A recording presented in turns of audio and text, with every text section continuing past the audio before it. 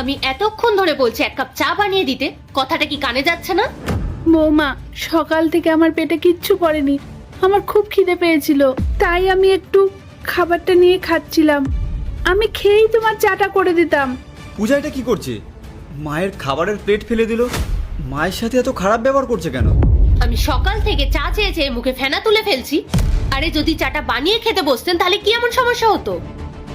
আপনার তো বাড়িতে কোনো কাজ নেই, সব কাজ তো আমি করছি।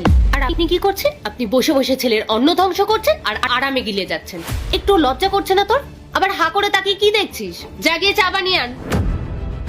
হ্যাঁ, যাচ্ছি বৌমা, আমি বানিয়ে আনছি। আর শোন, কোথায় যাচ্ছিস তুই? চা বানাতে বৌমা। চা তো বানাবি, এটাকে পরিষ্কার করবে। আগে এটা পরিষ্কার কর। নাকি কি ভেবে রেখেছিস আমি করব, নাকি আমার স্বামী অফিস থেকে এসে এটা করে দেবে? এটা কর, তারপর চা বানাতে যাবি।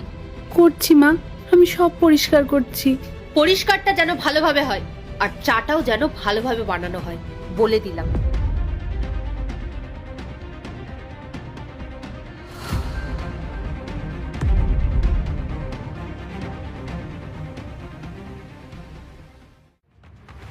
তোর মতো নির্লজ্জ মানুষ না আমি কোনোদিনও দেখিনি।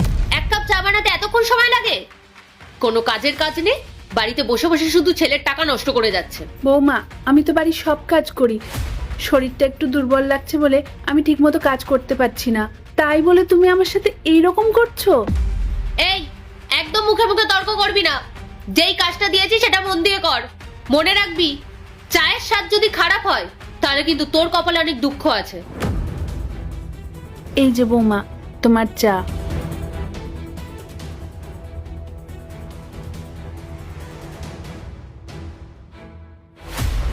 ছি, কি জঘন্য চা! এক কাপ চাও বানাতে পারিস না? ধর আর যা গিয়ে আবার চা বানিয়ে আন, যা। কিন্তু বৌমা, আমি তো... রাহুল, তুমি হঠাৎ অফিস থেকে চলে এলে? হঠাৎ নয়, আমি অফিস যাইনি। এসব নাটক বাদ দাও, আগে এটা বলো, মায়ের সাথে এমন অমানবিক আচরণ করার মানেটা কি?